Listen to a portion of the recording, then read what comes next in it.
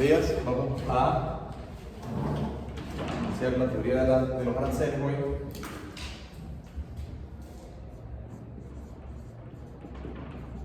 Teoría de los aranceles. Para ello, vamos a conceptualizar que los aranceles básicamente son impuestos que se ponen sobre las importaciones, básicamente en principio sobre las importaciones, y estas pueden ser de dos tipos. Ellos pueden ser ad valorem o pueden ser de suma fija. ¿Ok? En cualquier caso, si es ad valorem, lo que te implica es que es un porcentaje sobre el valor del monto de la importación. ¿Okay? Es un impuesto de tipo proporcional.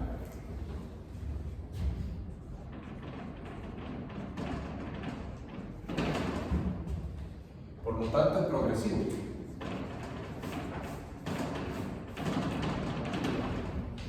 Mientras que un impuesto arancel de suma fija es una cuantía o alícuota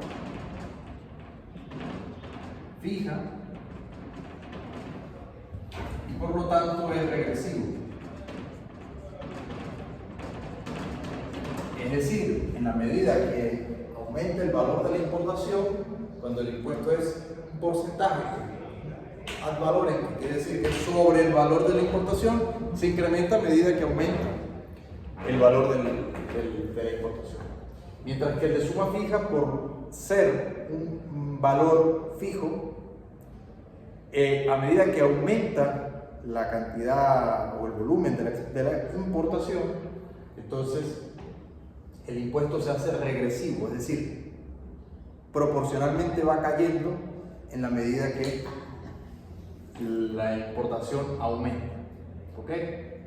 Básicamente porque es de suma fija. En cualquier caso, la modalidad más empleada es la progresiva. ¿Ok? Entonces, fundamentalmente, nosotros vamos a mirar esta teoría de los aranceles dentro de un modelo de equilibrio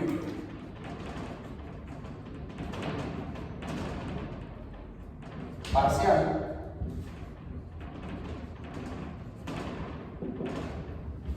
donde lo primero que asumimos es que la oferta mundial es competitiva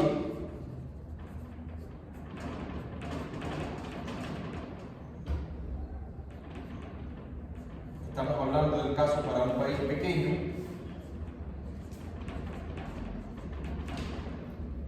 donde nosotros vamos a entender por país pequeño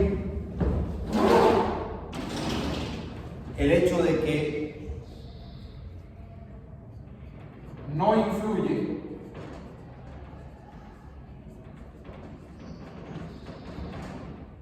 en los precios internacionales.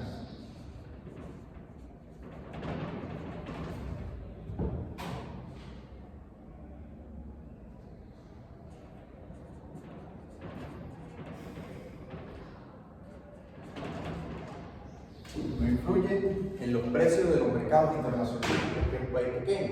Esa es la definición del país pequeño. Esto es económico. En términos económicos. Esto es relevante porque aquí cuando decimos país pequeño no queremos decir que geográficamente es pequeño, que poblacionalmente es pequeño, ni siquiera que su Producto Interno Bruto sea pequeño. Lo que estamos diciendo es que en el tamaño del mercado internacional el país no tiene la capacidad de influenciar en los precios. Por lo tanto es un take price o tomador de precios. Take prices. Ahora, a partir de aquí, nosotros vamos a asumir, primero que nada, que hay libre comercio,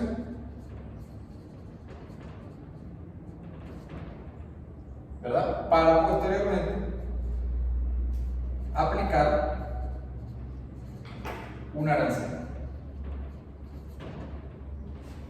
En este caso concreto, la motivación de aplicar un arancel es para proteger la industria interna, la industria nacional. Esa es fundamentalmente la razón por la cual se aplica un arancel en caso de un país pequeño. ¿Okay? Obviamente, esto también conduce a un incremento de los ingresos fiscales, pero fundamentalmente, no se aplica un arancel para aumentar las cuentas fiscales o para incrementar los ingresos fiscales, sino se hace fundamentalmente para proteger la industria de un país o de aquel país. Evidentemente que esto también tiene consecuencias desde el punto de vista del presupuesto y de la cuenta pública. Pero lo que quiero que quede claro es que no se hace con objetivos fiscales, se hace con objetivos de proteccionismo, de proteger la industria nacional. Ok, a partir de aquí, entonces nosotros vamos a mirarlo, ¿verdad? Como ya les decía, en un modelo de equilibrio parcial.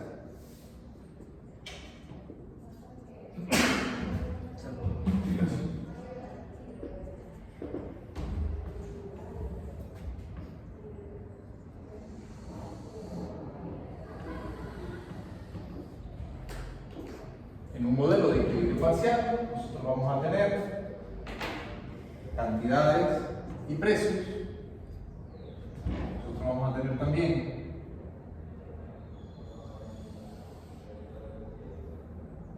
una curva de oferta y una curva de demanda.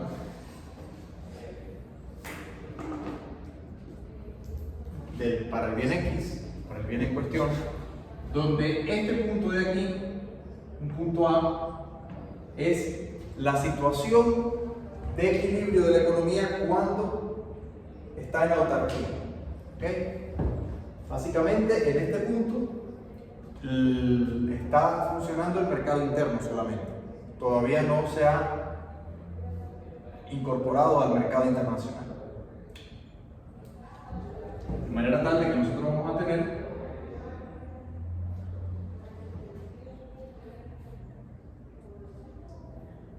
precios de autarquía y cantidades intercambiadas, comercializadas, producidas, consumidas en autarquía. Nosotros decimos, por supuesto, que la oferta mundial es competitiva.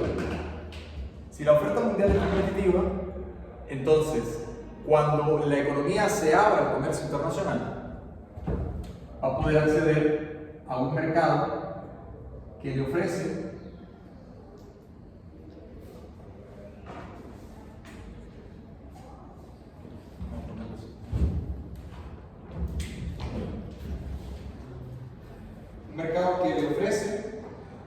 cantidades ilimitadas, por así decirlo, cantidades ilimitadas de aquel bien. Con lo cual la oferta internacional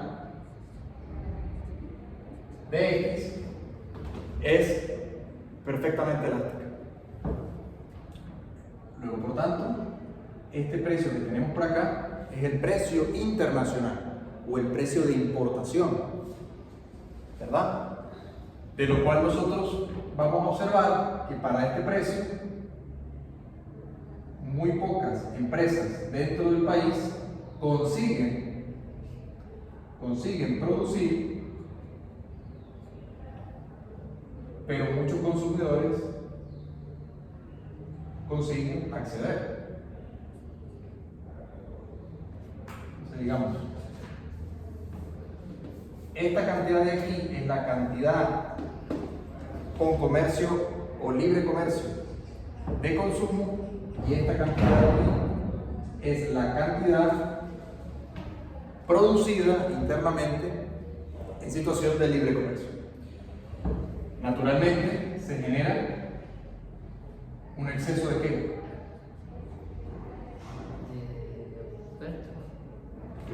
No, de demanda. Un exceso de demanda. Aquí hay un exceso de demanda.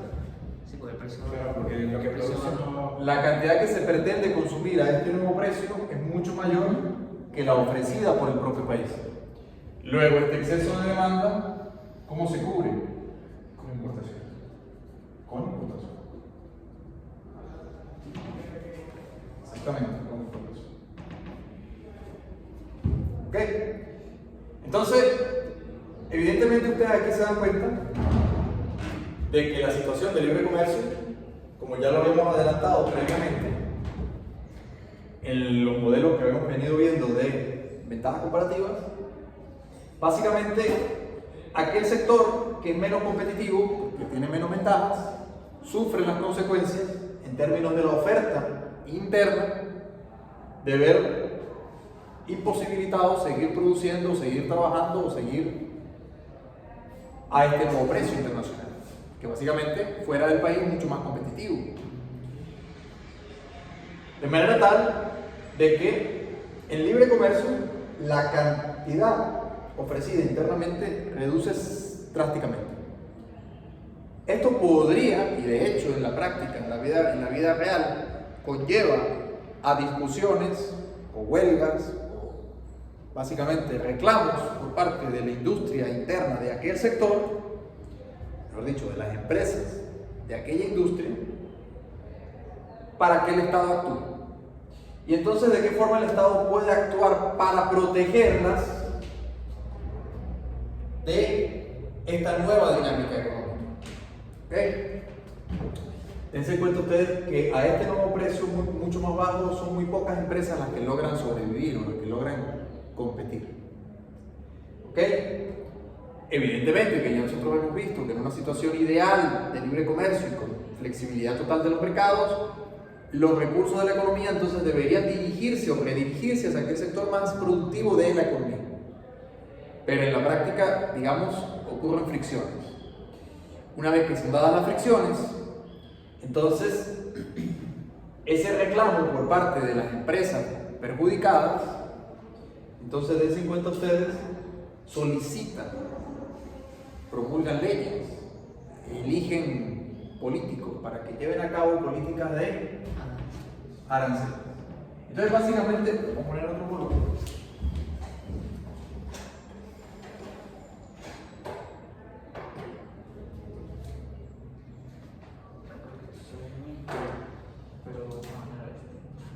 Básicamente, el Estado incorpora un arancel.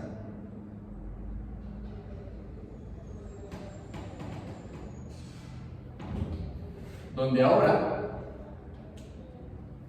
este nuevo precio es PI más T, donde evidentemente T es el arancel.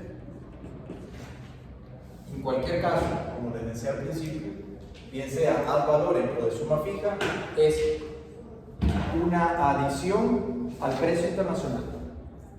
¿Estamos de acuerdo? Una vez que ocurre el incremento en el precio, entonces se modifica la dinámica económica. En el modelo de equilibrio parcial, nosotros vamos a tener que ahora este exceso de demanda se reduce. Porque ahora, dense cuenta ustedes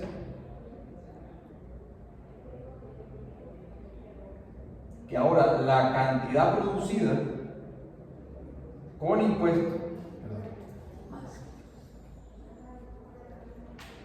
la cantidad producida en situación con arancel es mayor que antes.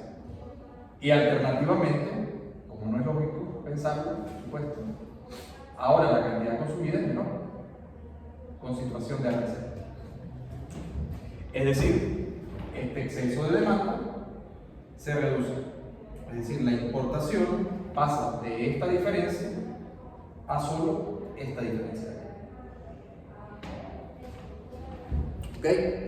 Evidentemente, lo que quería buscar el gobierno con la política de aplicar el arancel lo consigue. ¿Verdad? Una vez que aplica el arancel, reduce la importación, con lo cual se incrementa la producción nacional de ese sector, de esa industria. Es decir, logra proteger a la industria, o lo consigue, digamos. ¿A costa de qué o a cambio de qué? De perjudicar o de una pérdida de bienestar en los consumidores, que ahora tienen que acceder a productos más caros, ¿okay? Fundamentalmente. Menos cantidad y a un precio mayor.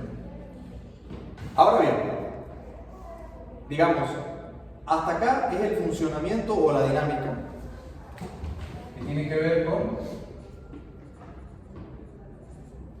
la inclusión o la incorporación de un arancel en el caso, y esto es importante, de un país pequeño.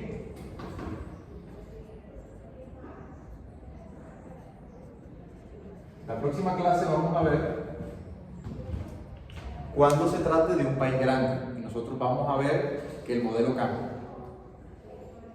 En este caso, el país pequeño no puede influir en el precio, luego por tanto, compre más o compre menos, el precio internacional no se mueve, no se modifica. Esa es la clave de la cuestión. ¿Y por qué no se modifica? Porque hay tanta oferta de aquel producto internacionalmente de que el país puede entrar y salir del mercado con facilidad. O sea, puede comprar más o menos. Evidentemente, el arancel es aplicado dentro de aquellas fronteras, no externamente. Veamos ahora qué sucede con los excedentes del productor y el excedente del consumidor. Análisis de excedentes. En el caso del consumidor, en el caso del productor y en el caso del gobierno. ¿Okay? Veámoslo primero desde el punto de vista antes del arancel e inclusive antes del libre comercio. Fíjense ustedes que ese arancel consigue un proteccionismo parcial.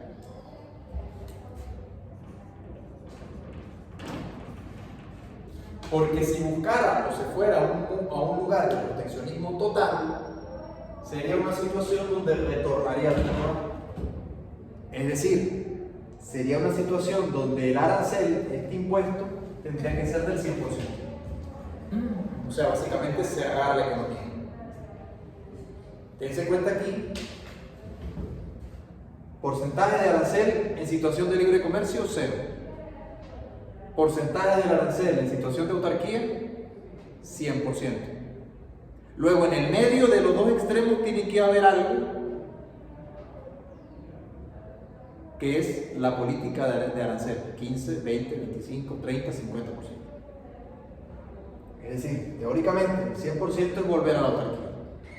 0% es estar en situación, 0% es estar en situación de libre comercio. ¿Ok? Una vez que el impuesto, digamos el arancel, está entre 0 y 1, entonces consigue su objetivo de proteccionismo parcial. Vámonos a la situación de autarquía. Fíjense ustedes, en la situación de autarquía, lo voy a señalar, pero no lo voy a graficar. El excedente del consumidor es este triángulo de aquí. ¿Sí lo ven? Por otro lado, el excedente del productor es todo este triángulo de aquí. Dicho en términos matemáticos, es el área, en el caso del excedente del consumidor, es el área por debajo de la curva de demanda hasta el punto de equilibrio o por encima del punto de equilibrio. Para el caso del productor es el área por encima o por arriba de la curva de oferta y por debajo del punto de equilibrio. ¿Ok? ¿Qué serían estos dos grandes triángulos que estamos viendo acá? Simplemente yo les voy a poner una letra para identificarlos.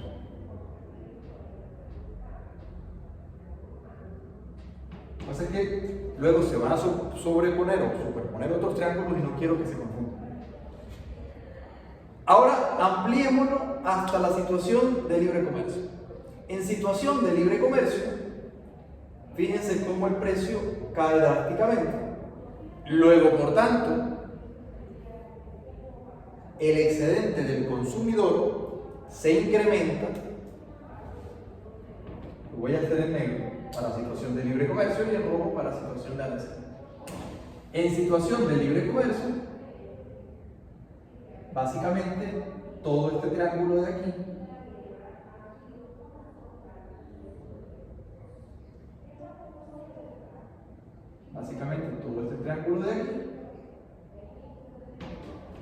es el nuevo excedente del consumidor. Evidentemente los consumidores ganan en aquella economía porque logran acceder a muchos más bienes, probablemente de mejor calidad, a más bajos precios. Pero por el lado del productor la cosa cambia. Porque por el lado del productor, ustedes ya lo habrán advertido, que se reduce a este pedacito de aquí nada más. ¿Estamos de acuerdo? De manera tal de que, una vez más, lo que observamos a través del análisis de los excedentes es que los productores de aquel sector, de aquella industria, tienen fuertes incentivos para agitar la coctelera. Dicho de una manera muy simple, ¿verdad? Luego, cuando el arancel entra en vigor, ¿verdad? El arancel se impone, el precio en efecto sube, y esto causa de nuevo una modificación. Ahora, el arancel perjudica a los consumidores de tal forma de que el nuevo excedente viene siendo el triángulo definido por este de acá.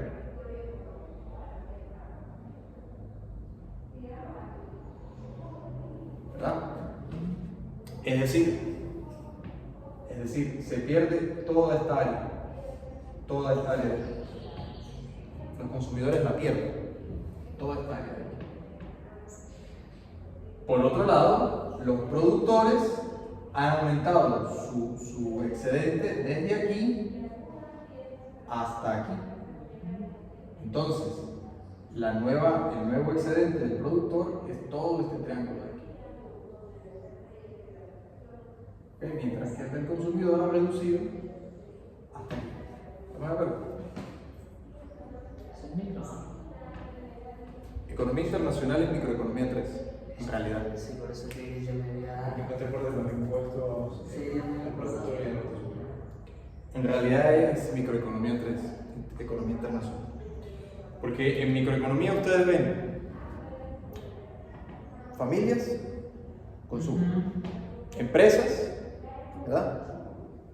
Y luego en economía del sector público, que básicamente es finanzas públicas, en esta facultad la materia se llama finanzas públicas, la economía del gobierno. Bueno, en economía internacional es microeconomía, pero ya no son empresas, ya no son familias, sino países. Pero básicamente es microeconomía. Pero con una incorporación de macroeconomía, porque evidentemente luego nosotros vamos a ver cómo la balanza de pagos y los flujos monetarios van a afectar el flujo comercial. Entonces, retomemos aquí. Estamos con arancel, ¿verdad? Ya existe ahora, digámoslo así, esta pérdida de eficiencia en el global. Los consumidores perdieron toda esto. Aquí, ¿verdad? Pero los productores ganaron esto. Se compensa parcialmente. Es decir, tú tienes una situación donde aumentó el excedente del productor y disminuyó el excedente del consumidor. Aparece un nuevo excedente, el del gobierno. El excedente del gobierno viene dado por, básicamente, las cantidades multiplicadas por el impuesto, que básicamente es la cantidad de importación, por el impuesto, que básicamente es esta área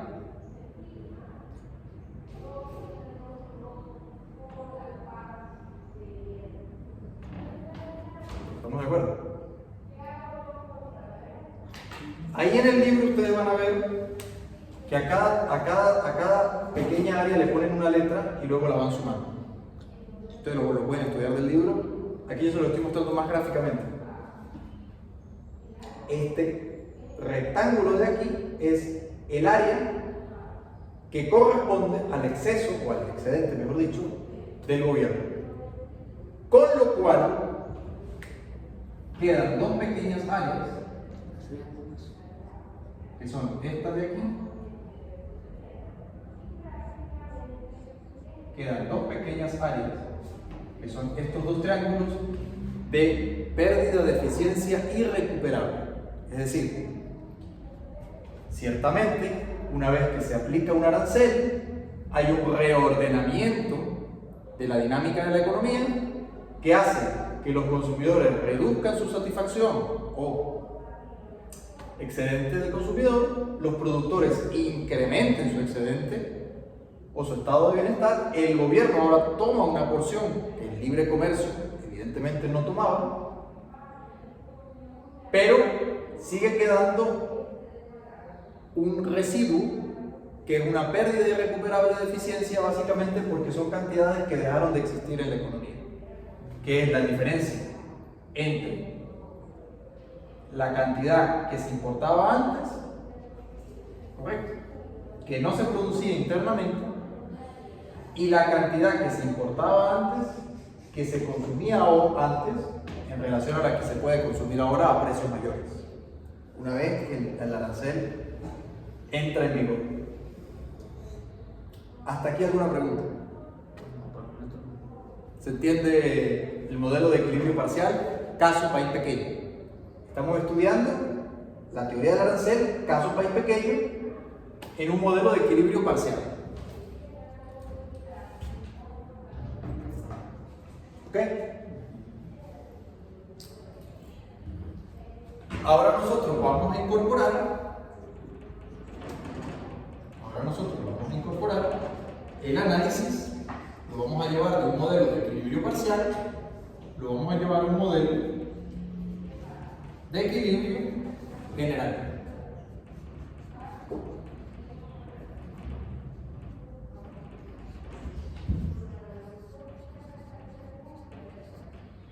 En un modelo de equilibrio general, nosotros tenemos que tener en cuenta los precios relativos.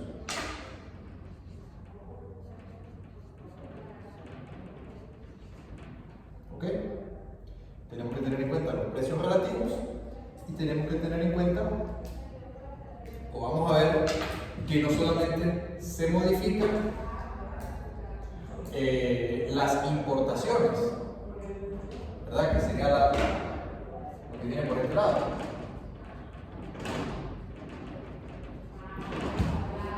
¿Verdad? Viendo desde el punto de vista de que la oferta mundial es lo que el país dispone o puede disponer para tomar una porción como importación, sino que nosotros vamos a ver que también el arancel causa modificación en las exportaciones.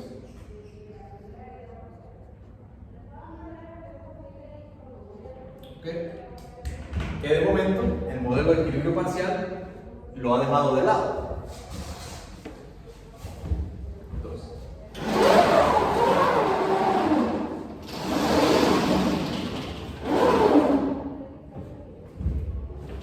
En el análisis de modelo de equilibrio general,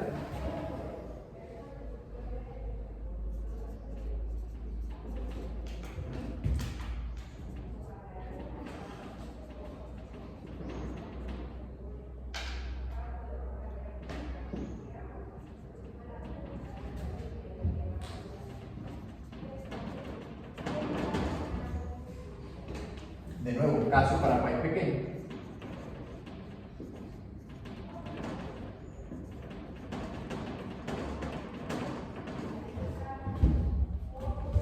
¿Okay? Fíjense que ahora el modelo lo vamos a hacer con las herramientas teóricas que habíamos venido desarrollando hasta ahora.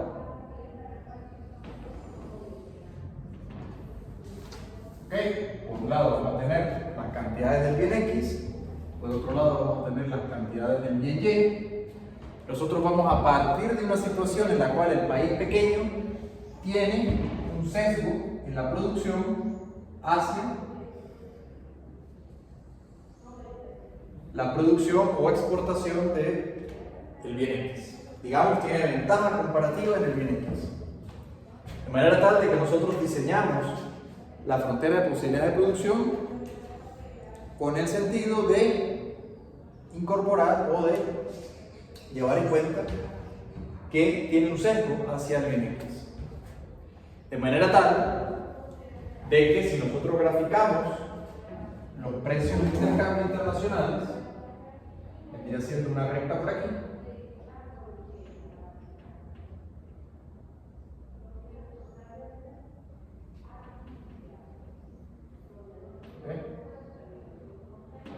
donde esa recta de ahí no es más que los términos de intercambio o precios relativos, Px sobre Py. ¿Verdad? Esto ya lo habíamos visto. Situación de libre comercio. Bueno, en situación de libre comercio,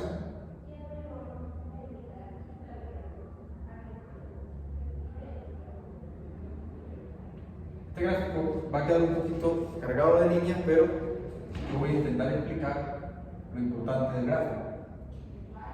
En este punto de aquí, ya ustedes lo deben saber, es el punto donde se producen cantidades del bien X en situación de intercambio. ¿Ok? Naturalmente, como ahora puede producir y vender en el mercado a esos precios toda esa cantidad, le permite a la economía consumir en algún punto sobre la recta de precios relativos, que no es otra cosa que una recta de ingresos o una recta presupuestaria. De manera tal de que lo que ustedes ya habían visto y ¿verdad? De alguna manera presentaron en el examen, básicamente esta recta de precios relativos va a cortar a una función o a una curva de indiferencia, digamos por acá, digamos U sub 1, ¿de acuerdo? Donde naturalmente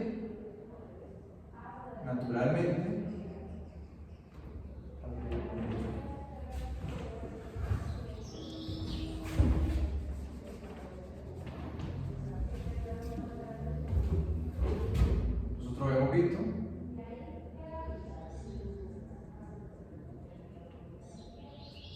que esta es la cantidad de consumo del bien Y, esta es la cantidad de consumo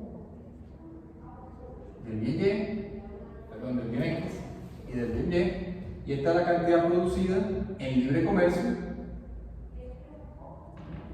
del bien Y.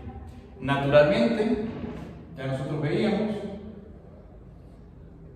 que esta diferencia corresponde con las exportaciones en situación de libre comercio y esta diferencia corresponde con las importaciones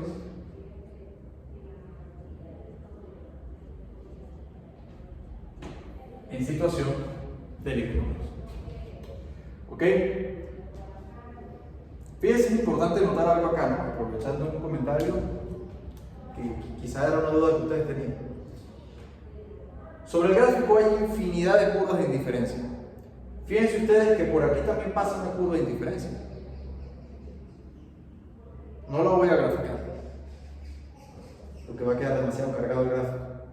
Pero dense cuenta que básicamente hay una curva de indiferencia que pasa por ahí que es paralela a esta. La cuestión es que está mucho más abajo. ¿Se entiende? Es decir, esta economía está mucho más o en peor situación si se queda produciendo y consumiendo aquí. Tiene incentivos para hacer intercambios. Luego, esta recta de precios relativos define una posibilidad de ingreso. Esa posibilidad de ingreso no es más que una recta presupuesto que corta a su mapa de curvas de diferencia en una que yo estoy graficando acá. Ahora bien, hasta ahí estamos en situación de libre comercio. Vamos ahora a incorporar el arancel. El arancel, fíjense ustedes, que el arancel nosotros lo hemos definido como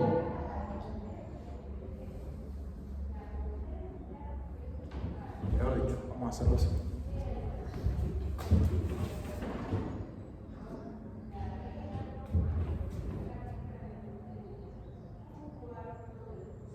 El precio de Y en situación de arancel es el precio de Y de libre comercio más el arancel. Esto de aquí. ¿Ven? ¿Me siguen la idea? Con lo cual, este de aquí va a ser un precio Y del libre comercio. De manera tal de que ahora esto va a ser mayor que los términos de intercambio en situación de arancel. ¿Por qué? Porque los términos de intercambio en situación de arancel van a ser unos tal que el precio de X no lo toco, el precio de Y sí lo toco. Estoy diciendo que el precio de Y ahora aumentó, producto del arancel. ¿Sigue la idea? Es decir, una vez que se incorpora o se suma un arancel, el precio de Y sube, el precio de las importaciones sube. Una vez que el precio de las importaciones sube, hace que la razón de precio relativo caiga. Disminuye la razón de precio relativo, lo que me explica que ahora voy a encontrar una nueva recta TT', ¿verdad? Esta de aquí, este T, ahora voy a encontrar una nueva recta TT' más plana, fundamentalmente porque el precio de Y aumentó. Entonces digamos,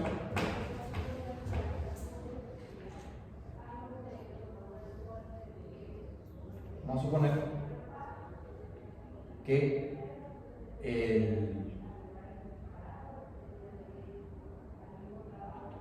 vamos a suponer que toca por acá.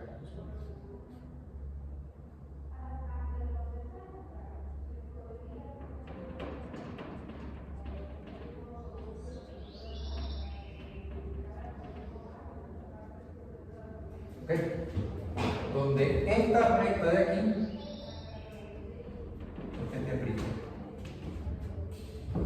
y básicamente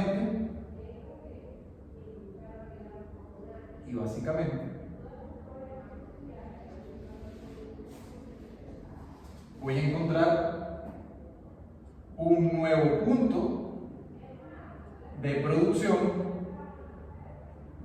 vamos a llamarlo T y ahí se diferencia, un nuevo punto de producción con arancel, ¿verdad? Pero nótese que lo único que ha cambiado en la razón de precios es el precio del bien Y, o sea, el precio de importación o el precio de consumo. Los precios de venta o los precios de exportación no han cambiado. Es decir, ahora va a seguir vendiendo la nueva cantidad que produce, pero a los mismos precios de antes. ¿Por qué? Porque los precios de exportación no han cambiado. Lo que ha cambiado son los precios de importación dentro de la economía. Básicamente la recta TT sigue funcionando a nivel internacional, solo que ahora se modifica para dentro del país, pero en términos de los precios de consumo, o sea, los precios del bien que importa.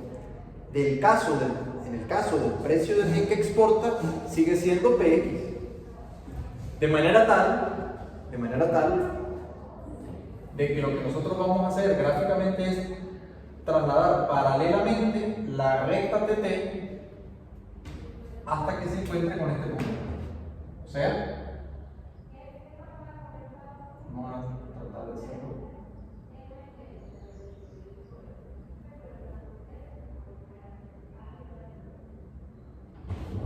¿Ok?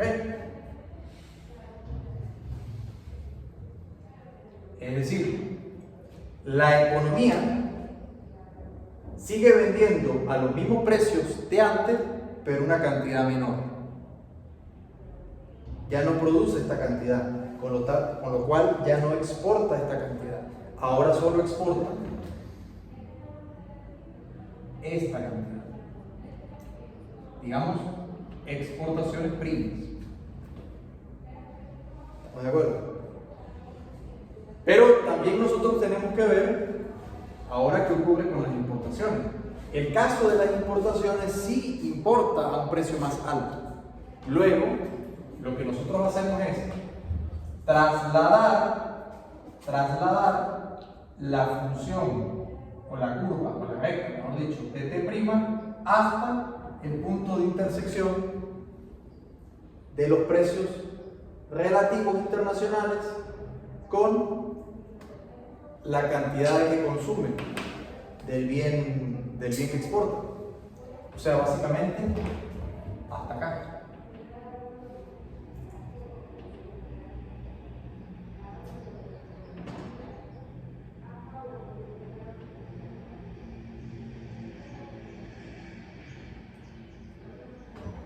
¿Ok?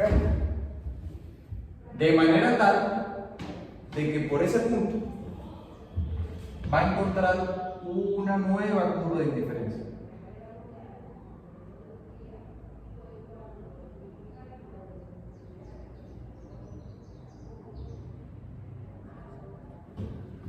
¿Ok? Es decir, ocurre esta reducción del nivel de utilidad, evidentemente, porque hay un aumento en los precios que implica importar menor cantidad, porque ahora la nueva cantidad de importación viene definida por este punto. Es decir, así como tiene una nueva cantidad de producción en arancel, tiene una nueva cantidad de consumo, exacto, de importación en situación de arancel. ¿Ok? De manera tal de que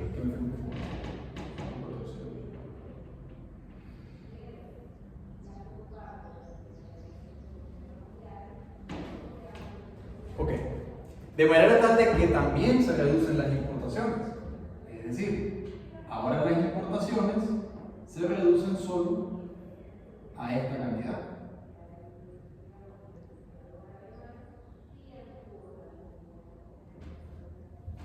Que serían las importaciones primas. ¿Okay? Naturalmente, como se introdujo un arancel, ese arancel induce a que ahora la economía produzca más de aquello donde no es tan eficiente. Luego, por tanto, en un modelo de equilibrio general, tiene que quitarle recursos al sector que es más productivo. De manera tal de que ahora se reduce la producción del bien donde tiene ventaja comparativa, pero se incrementa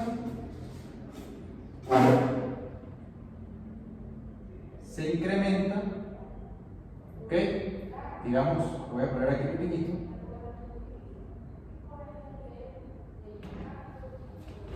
a una nueva producción del bien que no tiene o el que no es tan productivo. ¿Pero por qué lo hace?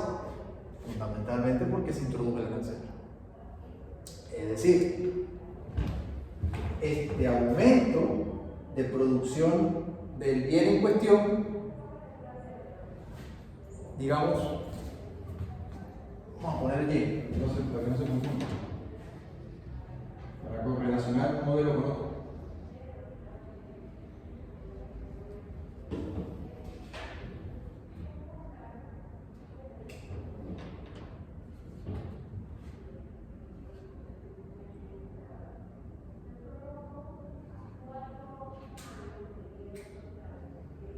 ¿Lo ven mejor? Es decir, básicamente, el bien del que estábamos hablando allá es un bien donde la economía no tiene tanta ventaja comparativa. Naturalmente, ¿qué ocurre? Esa producción mayor del bien sobre el que se aplica el arancel no es gratis. Implica una reducción de la producción del bien donde tiene mayor ventaja. Naturalmente, esta reducción de las exportaciones implica una reducción de las importaciones. Sigue vendiendo a los precios internacionales el bien X, pero ahora compra, exacto, vende menos, pero no solamente que vende menos X, sino que ahora compra menos Y, pero a precios más altos, o sea, la de la recta roja. ¿Estamos de acuerdo? En suma, esto lo vamos a ver de la siguiente manera. De nuevo, análisis de excedentes.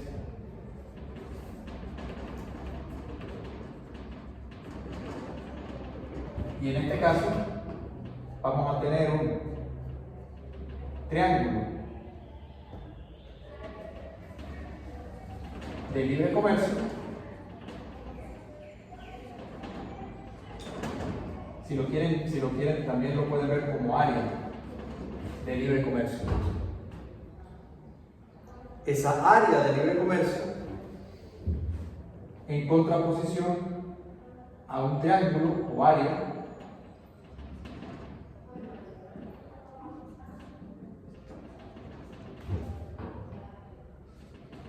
de arancel. ¿Cómo lo vemos? El triángulo del libre comercio es todo este de aquí.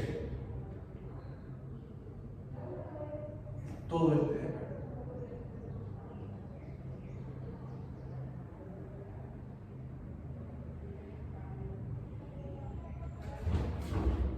Ustedes con una regla lo pueden hacer más preciso.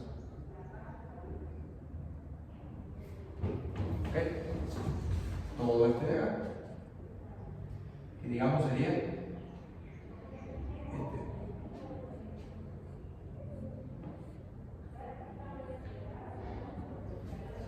Ese sería el triángulo o área de libre comercio. Cuando se aplica el arancel, entonces esto se reduce a este nuevo triángulo.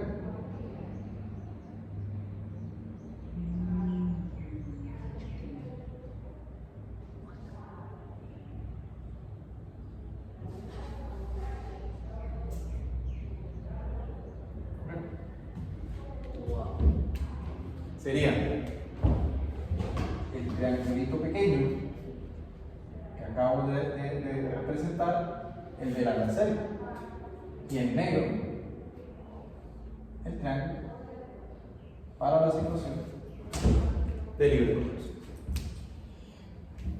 Esto es, dicho de otra manera, el arancel induce en una pérdida de bienestar de la economía.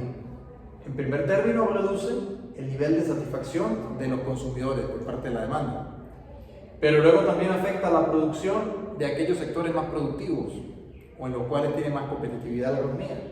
¿A cambio de qué? De aumentar la producción de aquel sector donde es menos competitivo. Una vez que eso ocurre, en efecto, entonces las exportaciones se reducen y también las importaciones se reducen como efecto de la política del arancel. ¿Alguna pregunta? ¿Alguna duda? Este es para el caso de un país pequeño. El país pequeño no modifica los precios internacionales, solamente los precios a los que compran. Esa es la clave. De momento, no intenten ver a través de este modelo la política actual de Estados Unidos, porque Estados Unidos es un país grande. Estados Unidos es un país grande. Entonces, nosotros en la clase del jueves vamos a estudiar el modelo de equilibrio, tanto parcial como general, para casos del país grande. Esto es caso de Venezuela, obviamente. Esto es caso de sustitución de importaciones. Esto es política empobrecedora de sustitución de importaciones.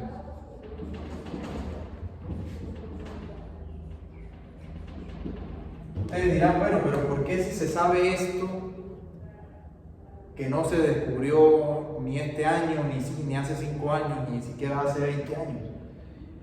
¿Por qué si se sabe esto desde la ciencia de la economía se aplican, y no solamente que se aplican, sino que tienen tanto apoyo estas propuestas? Por política.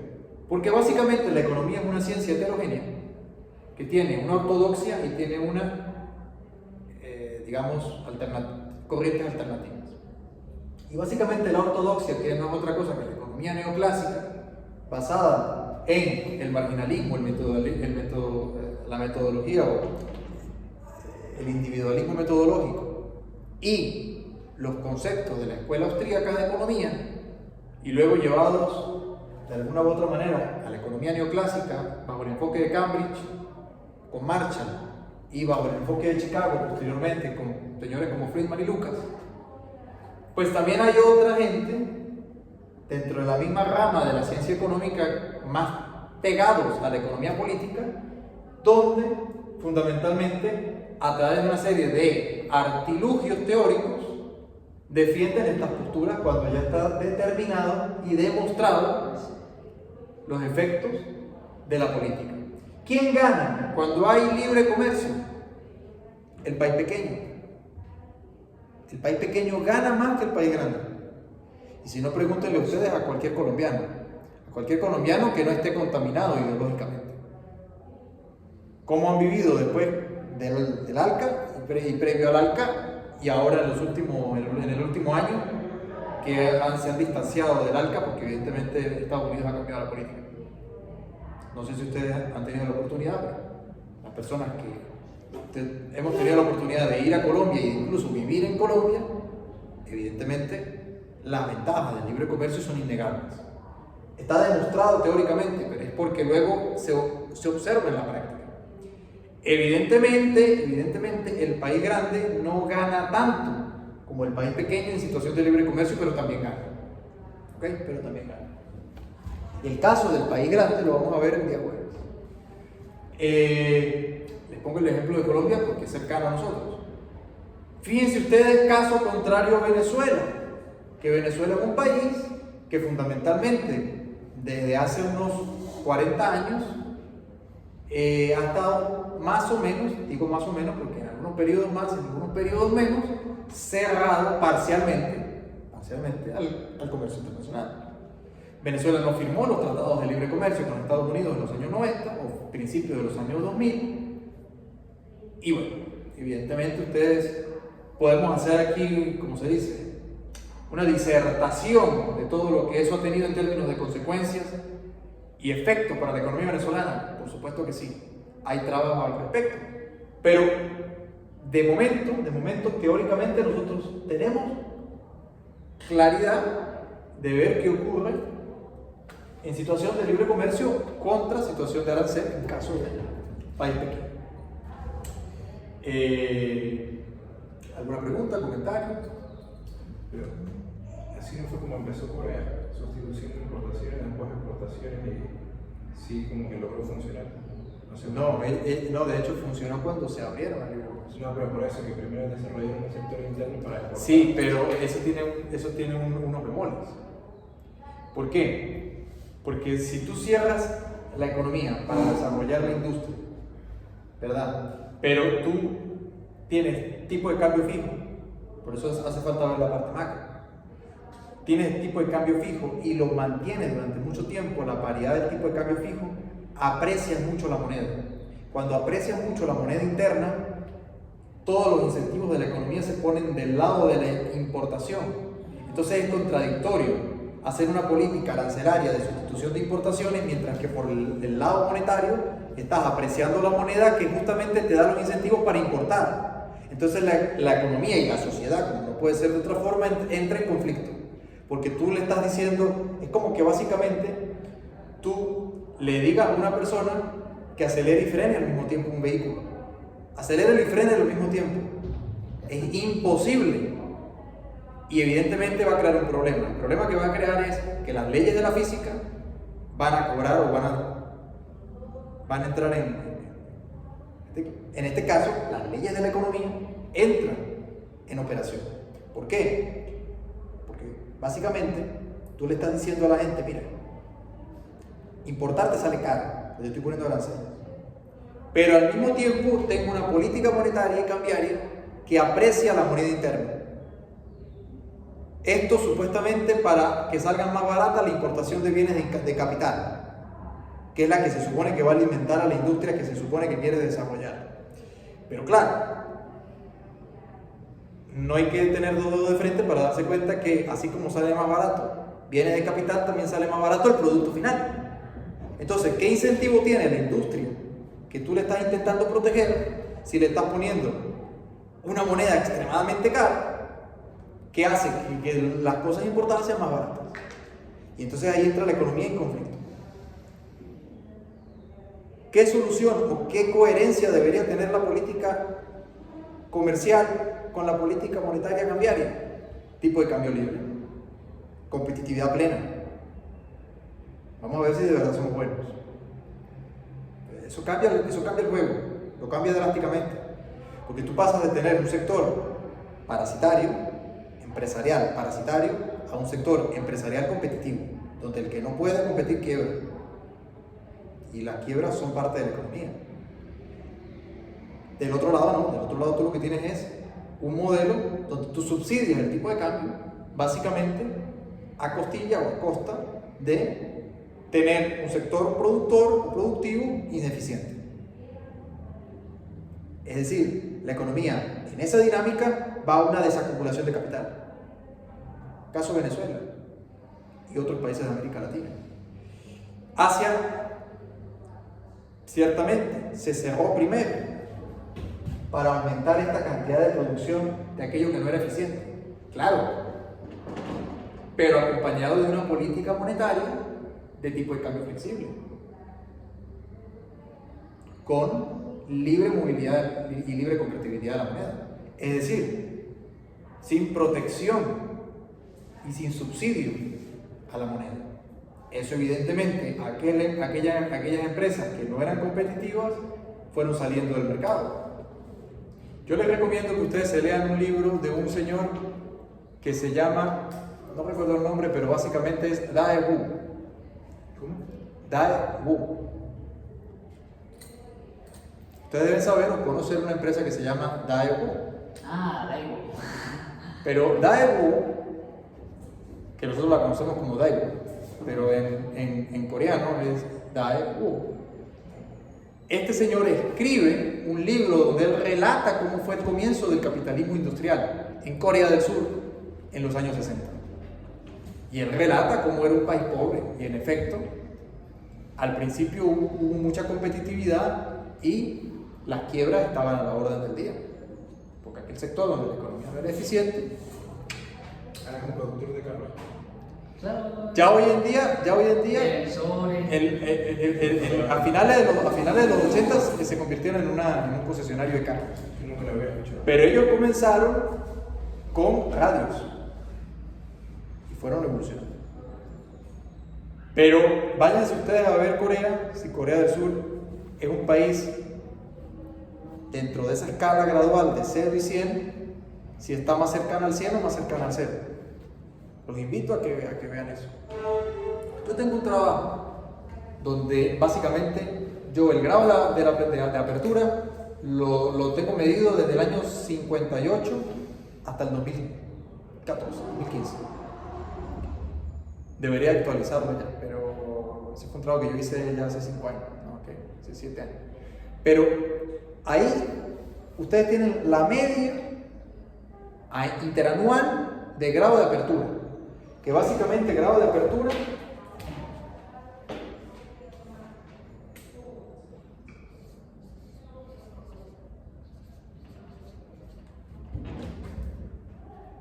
viene definido como imports más exports dividido entre el PIB a precios constantes. Esto te da un numerito que está, el grado de apertura está entre 0 y 1. Grado de apertura, quiero decir, entre 0 y 1. ¿Okay? Para los países asiáticos, del sudeste asiático, más Corea del Sur, más Japón, este número es de los más altos, la apertura, el grado de apertura. Entonces ahora, ¿Ah? ¿qué es ahora? Pero ahora, ¿cómo define usted ahora? No sé, los últimos 20 años.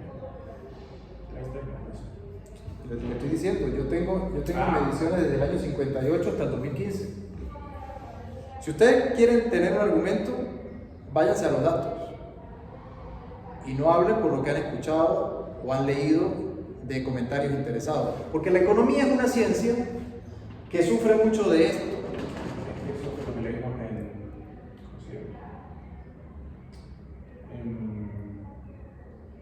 política Industrial. sí. Váyanse a los datos. Cada cosa que ustedes lean, desconfíen. Si quieren ser economistas decentes. Cada cosa que ustedes lean, desconfíen. Váyanse a los datos. ¿Me estará diciendo mentiras? ¿Me estará manipulando la realidad? Váyanse a los datos. Afortunadamente estos países son libres. Cuando digo libres es que esta información es pública y notoria. De manera tal que ustedes pueden construir este indicador sin mucho problema. Yo les voy a facilitar mi tesis y lo leen ahí. Ustedes ahí se van a dar cuenta que en efecto la apertura en estos países ha venido aumentando. Eso le quería preguntar, sigo aumentando desde el Pero ya en esa época era mayor. O sea, les explico. Tú tienes una media contra el tiempo. Aquí está la apertura. En el tiempo, esos países han hecho esto.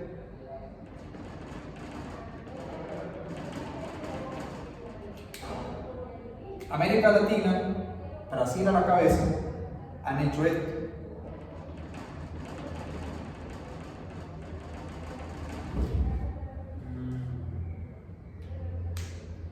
Es decir, cuando ustedes ven esta diferencia, ustedes encuentran explicaciones de por qué el PIB per cápita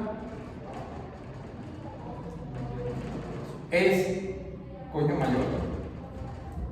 No se dejen llevar por. Una cosa es que tú en un momento dado proteges la industria y otra cosa es que te quedes ahí. No es que yo no estoy diciendo, o sea, yo lo decía al principio. Claro, pero es que tienen que venir acompañados de la política monetaria. Claro, porque no hemos visto esas clases. Las vamos a ver la semana que viene. Esa clase la vamos a ver la semana que viene. La que tiene que ver con política cambiaria, que afecta los flujos de comercio. Yo les estoy presentando el modelo. El modelo en sí mismo no me está diciendo nada malo ni nada bueno, simplemente me está diciendo que esto funciona de esta manera. Para tú sacrificar sectores tradicionales, vamos a suponer que esto es un sector tradicional. Sector tradicional. Y esto es un sector no tradicional. ¿Estamos de acuerdo? Esto es soya. Esto es parque automotriz. Y estamos hablando de Bolivia. Obviamente hacer carros en Bolivia es mucho más caro que producir soya. Por una cuestión de dotación de factores, por una cuestión de ventaja comparativa, por una cuestión hasta geográfica.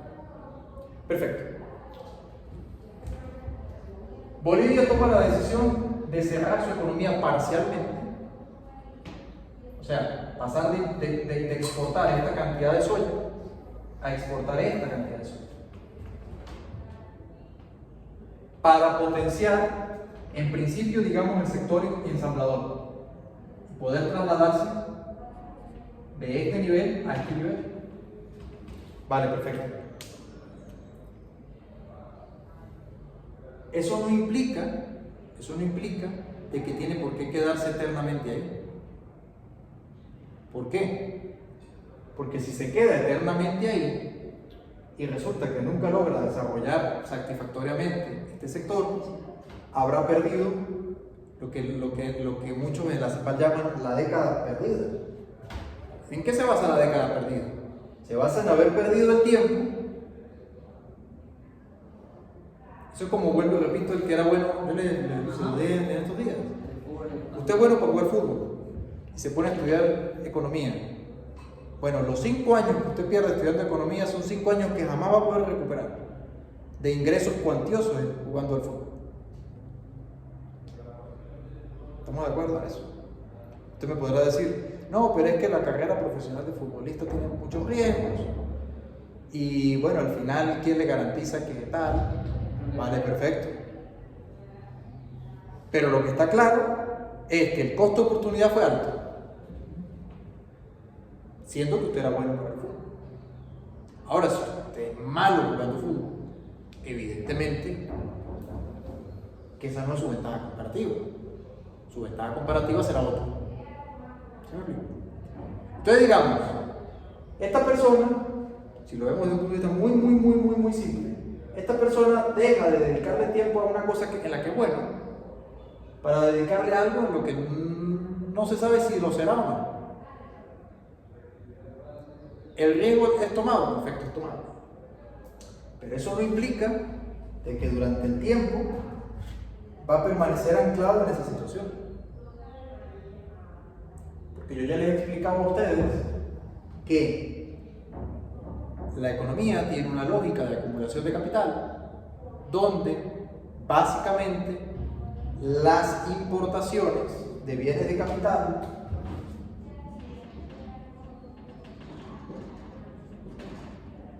incrementan la productividad.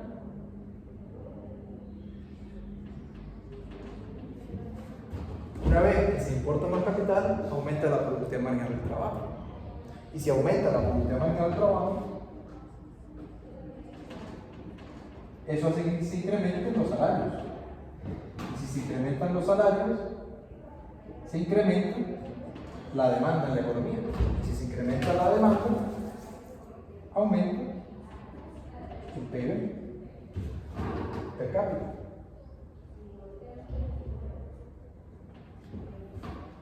Entonces, tú anclas la economía,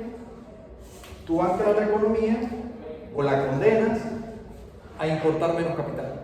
La estás condenando a una política de empobrecimiento sistemático. Otra cosa es que durante un tiempo tú limites la importación de bienes de capital, pero es porque estás invirtiendo en recursos humanos. Y ese aumento de los recursos humanos te lleve a un desarrollo nacional de la industria.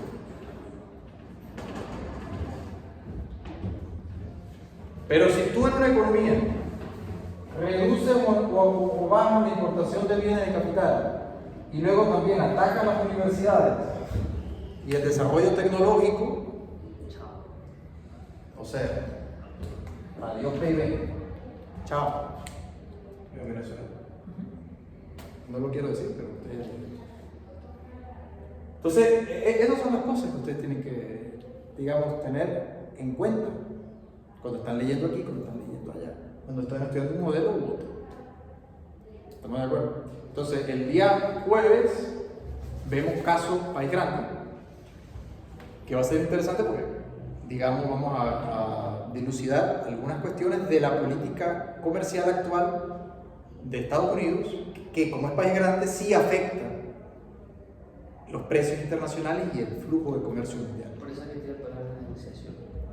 Claro, exactamente. Bien.